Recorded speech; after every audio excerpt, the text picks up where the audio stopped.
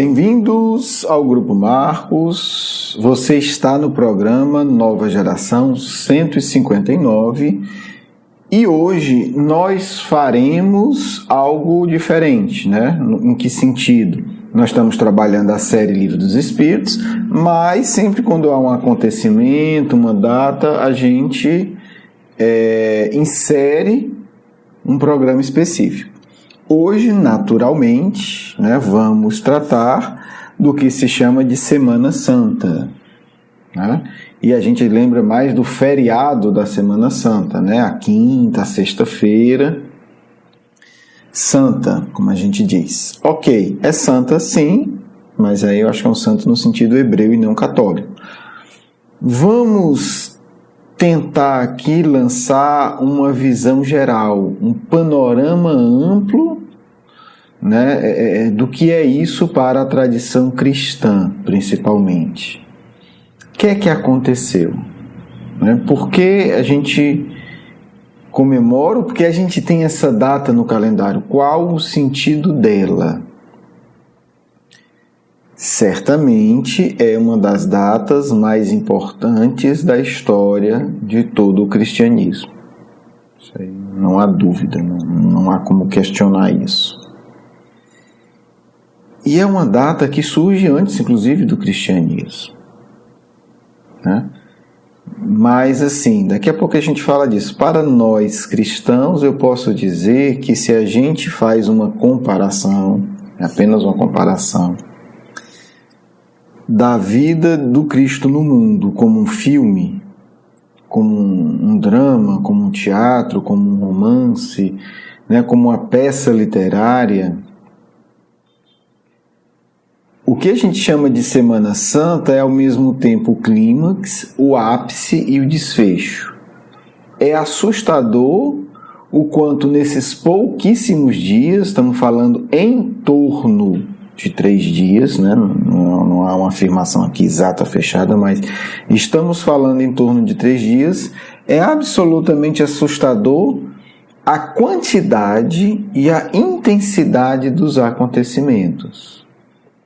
Nós precisaríamos dedicar este feriado a essas reflexões e quem sabe em 10 ou 15 anos a gente conseguiria ter esse panorama geral em nossos corações. Não adianta ter, né, nos livros, na boca, se não está no coração. Então é importante entender a magnitude do que nós estamos falando. Talvez você esteja estranhando isso, mas eu vou aqui pegar assim, um guia básico, não vou entrar em detalhe, e citar algumas coisas que esses 3 dias envolvem. Quando a gente fala da última ceia, a gente está falando da Semana Santa, ou da Páscoa, como queira chamar. Quando a gente fala só da última ceia, a gente já tem aí um universo. A gente tem que temas aí. E isso é assustador do ponto de vista literário. O quanto em poucas palavras consegue os evangelistas, narrando a vida do Cristo, então no final das contas, em como o Cristo consegue, em coisas tão simples, colocar tantas coisas essenciais para a vida, tantos significados. Quer dizer, o que é a última ceia pascual? É um jantar simbólico, é um jantar ritualístico, porque estamos entre os judeus, então se está relembrando a libertação conduzida por Moisés, né, do Egito.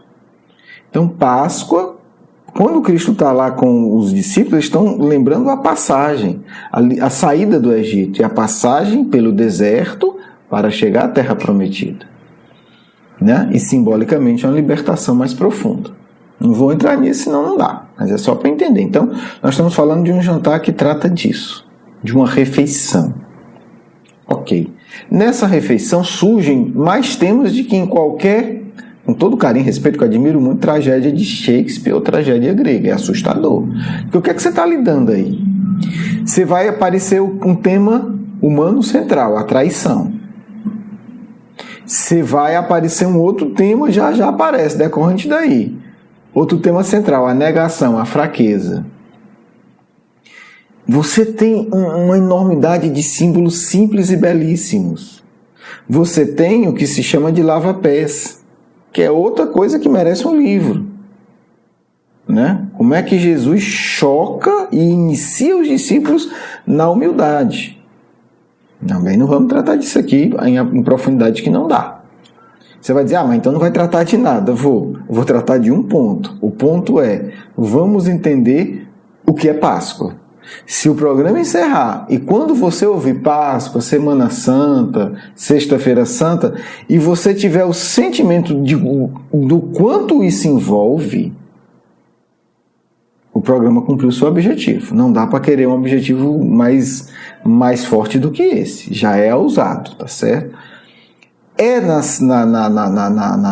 ceia pascual, é nesse jantar de Páscoa, que o Cristo diz frases terríveis e poderosas e belas. É quando o Cristo diz: bebei dele todos vós, pois esse é o meu sangue. Já dá muita coisa. O que é que o Cristo está falando? E aí ele explica o sangue da aliança. Quando ele fala aliança, ele está dizendo assim, lembra, para os encarnados, ele está dizendo assim, lembra dos nossos 3.000 anos de história? É isso que ele está dizendo, está tocando nisso. Quando ele fala aliança para os desencarnados, ele está dizendo, lembra quando eu acolhi vocês aqui e nós nos comprometemos mutuamente num contrato, num acordo de cavalheiros, num pacto divino? É isso que ele está dizendo. E aí ele diz, né? Vou reler, olha aí, bebei todos vós, pois esse é o meu sangue. O sangue da aliança. Nosso pacto de sangue, lembra? Está aqui. Esse vinho está simbolizando isso. E ele vai, vírgula, vai continuar. Que é derramado por causas de muitos, para o perdão dos pecados. Você imagina você ouvindo isso da boca do Cristo. Está sentado numa mesinha de madeira, as almofadinhas, comida rolando, né? Batendo papo e tal, é isso, é aquele bababá. E aí é introduzido o tema da traição. Quem foi? Ele fala, e aí quem foi, quem não foi, bababá. Não vou entrar nisso. E aí depois, vou ler aqui de novo, ó. Enquanto, Mateus, né? Enquanto eles comiam, depois de tomar o pão e o abençoar, Jesus o partiu e deu aos seus discípulos. Imagina o que é ver isso, gente. Tomai, comei, este é o meu corpo. Depois, Jesus pega o cálice nas suas mãos, dá graças, né? Abençoa, relaciona-se com Deus, dá a eles e diz: bebei dele todos, pois esse é o meu sangue, o sangue da aliança. Como diz, lembra? Eu não esqueci. Que é derramado por causa de muitos, para o perdão dos pecados.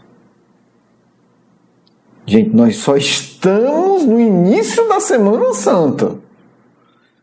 Já dá uma série.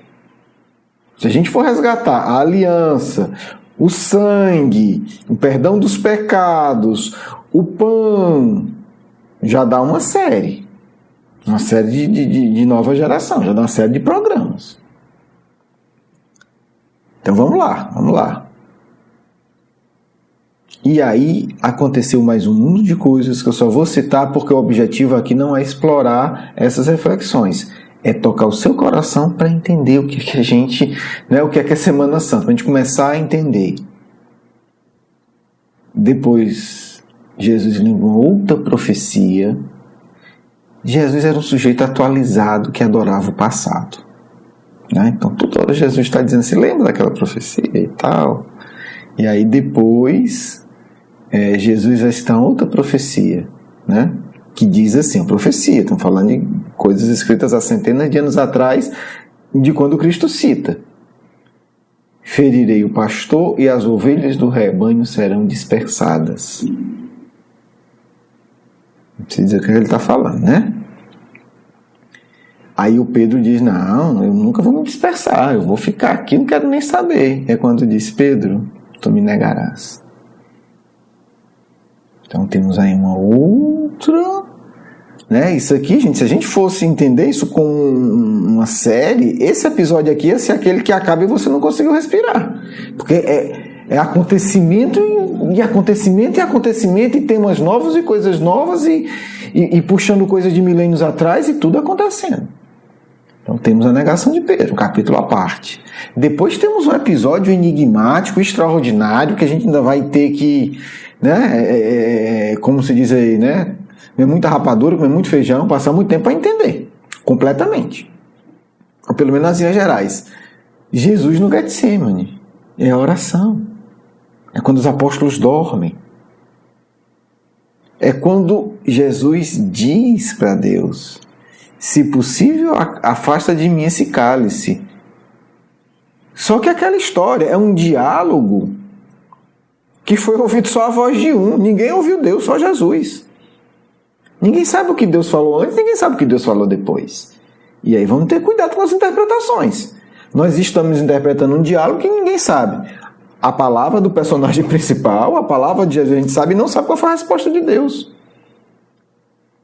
Quem disse que Deus não atendeu o pedido de Jesus? Quem diz? Não atendeu não, que ele foi crucificado. E você sabe o que ele pediu? Não, ele pediu para afastar o cálice da provação.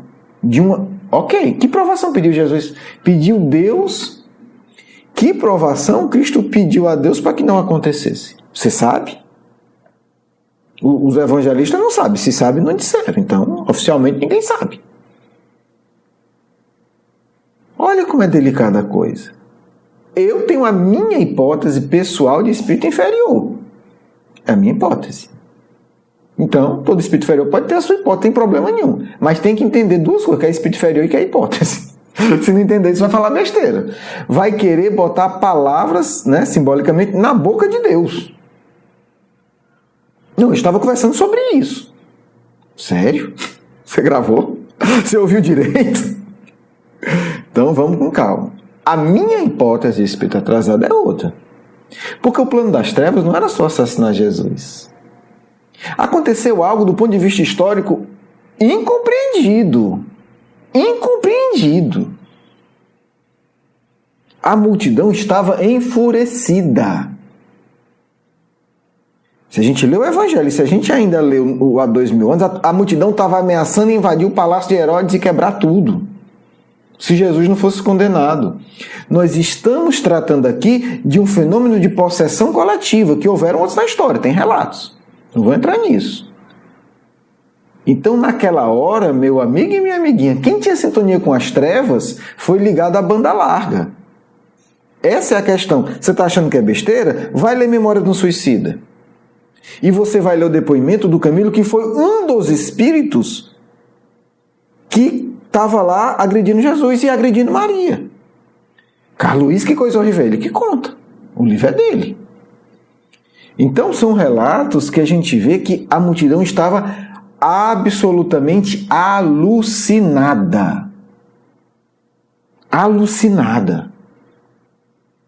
Quando o senador Públio Lentulus está lá dentro do castelo, da fortaleza do Herodes, ele diz: por mim, chamava o exército e dispersava tudo a pata de cavalo. O Herodes não tem coragem.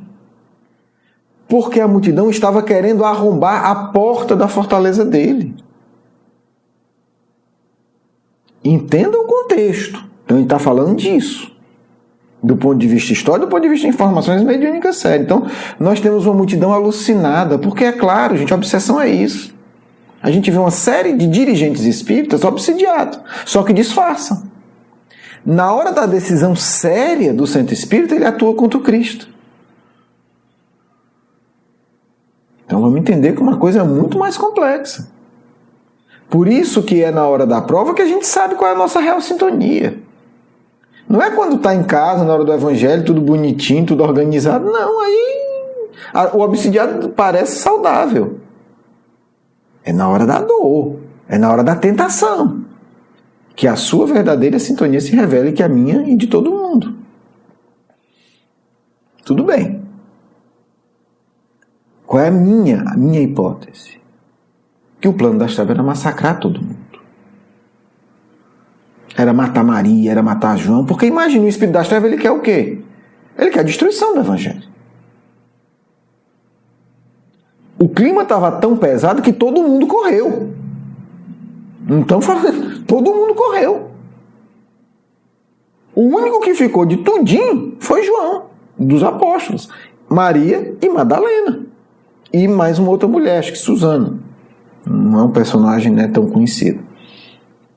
Deixa de ser grandioso, óbvio. Então o clima não estava tranquilo. Não era o julgamento de Jesus, entrou no tribunal, depois saiu acorrentado num sistema de ordem. Não.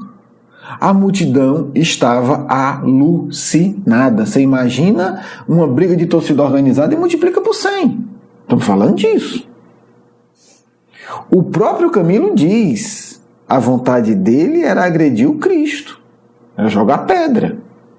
Não jogou porque os soldados tinham medo, ele tinha medo da represália dos soldados, porque os soldados estavam cumprindo uma ordem que era a crucificação.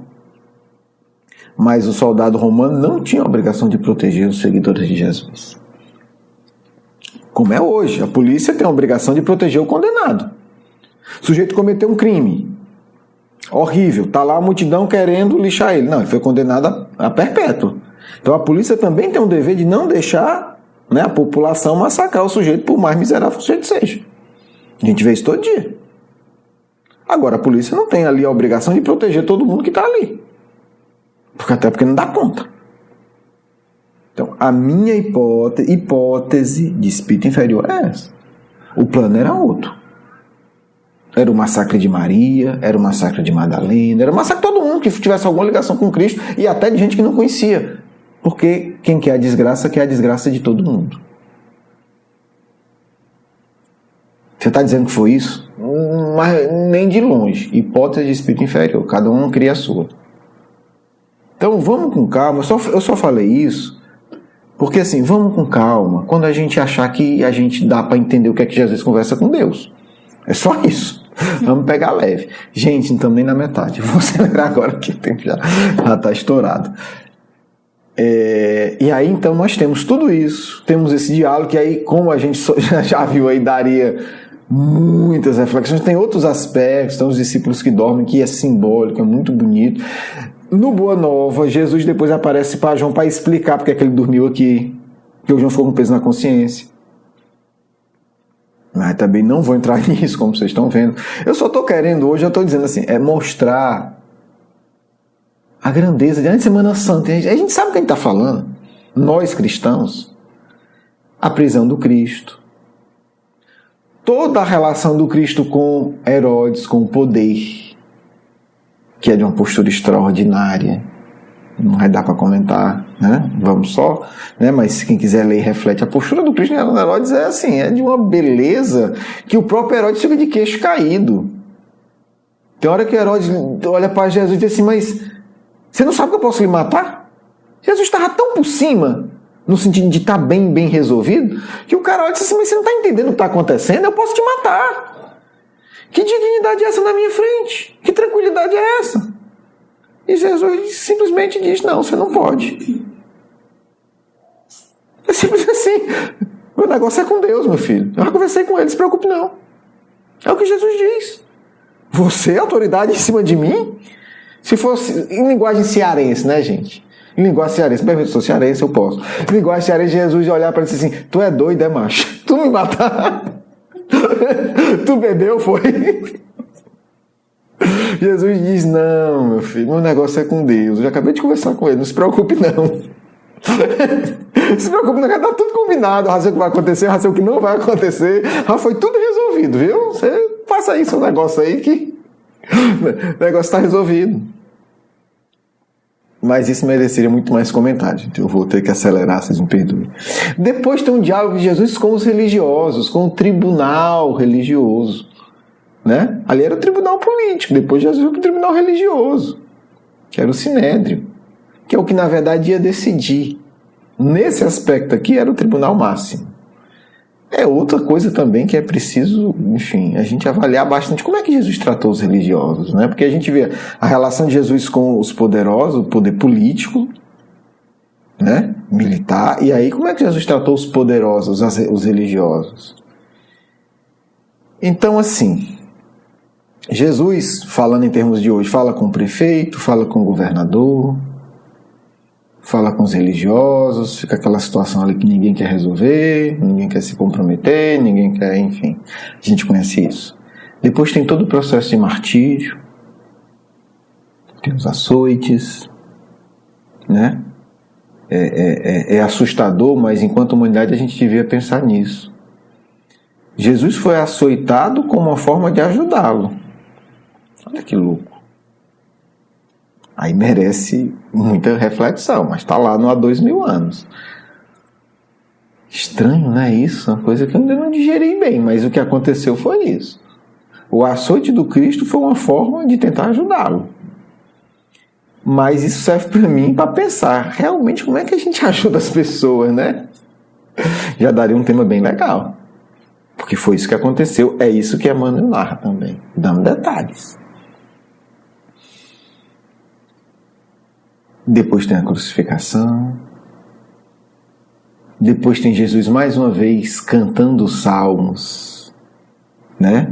Senhor, Senhor, por que me abandonaste? É uma canção, gente, não é uma lamentação.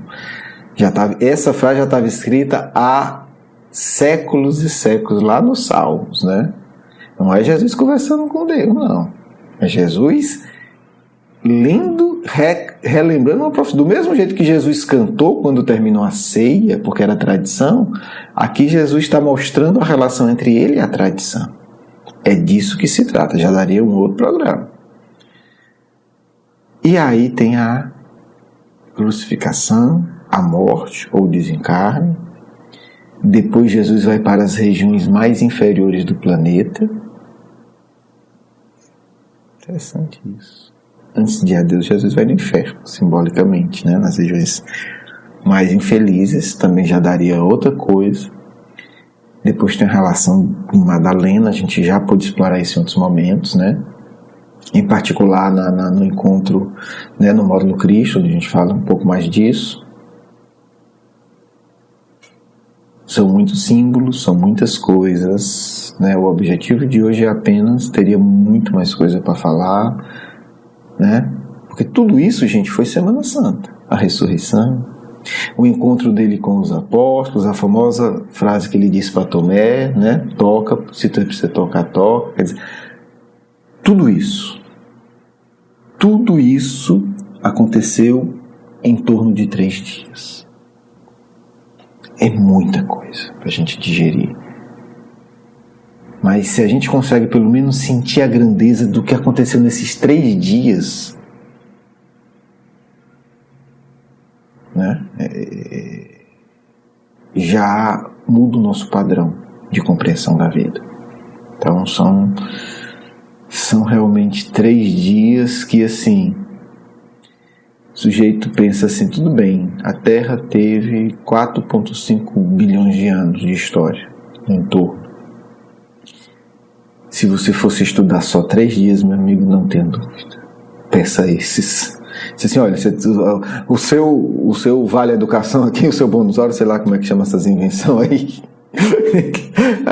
O seu crédito aqui, seu cartão de crédito aqui, dá para pagar só 3 dias de estudo sobre a história da Terra. O que é que você quer? Meu irmãozinho, não pensa 2 vezes. Não pensa, vai por mim.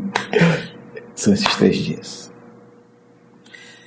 Um grande abraço, um grande beijo no coração, né? Perdoe aí o ter esticado um pouco mais, mas ainda vamos ficar mais ou menos aqui no tempo. Vamos à nossa segunda parte. Excelentes reflexões na Semana Santa de 2018. Meus filhos, Que a cruz seja o grande símbolo que reúne todos os símbolos. Ali está o sangue, ali está o corpo, ali está o sofrimento, ali está o resultado do abandono, ali está o resultado da traição, ali está a morte, ali está a vida, ali está a expiação, ali está a glorificação. Não nos enganemos. A cruz é o grande símbolo que o Mestre deixa para todos nós, o símbolo da ascensão humana, o símbolo do crescimento espiritual, o símbolo da grandeza de um indivíduo que ilumina a vida de bilhões de indivíduos. Filhos, que não se fuja da cruz, que não se fuja das lágrimas necessárias para a regeneração de vosso ser. Filhos, que acreditemos no Cristo, seguindo os seus conselhos, que se resumem no amor a Deus, no sacrifício amoroso pelo próximo, porque todos precisamos aceitar a nossa cruz para podermos falar diretamente com Deus. Muita paz a todos, do amigo espiritual de sempre. Quero agradecer o seu carinho, a sua atenção, e para conhecer mais do nosso curso Educação Espírita, um convite à juventude, do nosso programa Nova Geração e os nossos livros, por favor, visite o nosso blog grupomarcos.com.br. Você é muito bem-vindo. Um grande abraço.